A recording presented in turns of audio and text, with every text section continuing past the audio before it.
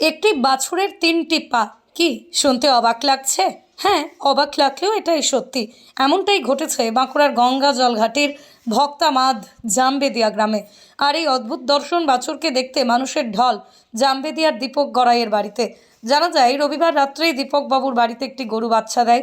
তখন দেখা যায় নবাগত বাছুরটির 3টি পা রয়েছে। আর এই বাচ্চা দেখেই অবাক দীপক বাবু সহ পরিবারের সবাই।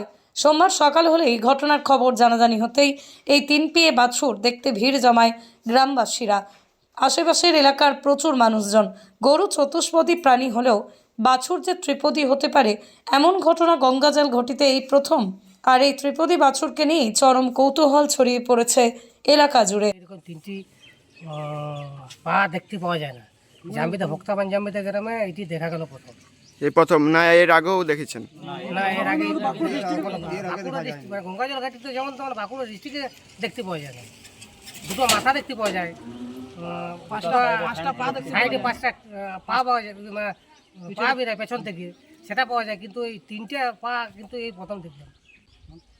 এটা চাইছি যাতে আমাদের পুরো পশ্চিমবাংলা, পুরো ভারতবর্ষ যেমন, পুরো বিশ্বে যেমন ছড়িয়ে যায়, এই জিনিসটা সবাই জানুক, আসি কোথাও দেখি যাক। ইন্টারেস্টিং জিনিস, এই সব জিনিস দেখা যায় না, দেখতে পাওয়া যায়নি কোনোদিন। আমার বাড়িতে যেটা গতকাল হয়েছে, একটা বাছুরি 4টি পা হয়, আমার বাছুরি 3টি পা হয়েছে। ঠিক আছে, এই জিনিসটা আমরা গোটা বিশ্ব, ভারতবর্ষ, আমার পশ্চিমবঙ্গ যেমন ছড়িয়ে পড়ে, পুরো গ্রামের লোক ভেঙে আসছে দেখতে, পাশাপাশি গ্রাম থেকেও আসছে দেখতে। এরকম কোনোদিন দেখতে পাওয়া যায়নি যে 3টি পা, একটা বাছুরের 3টি পা, বরাবর 4টি পাই হয়। কবে হয়েছে ঘটনা এবং কখন দেখলেন? কালকে রাত্রে হয়েছে।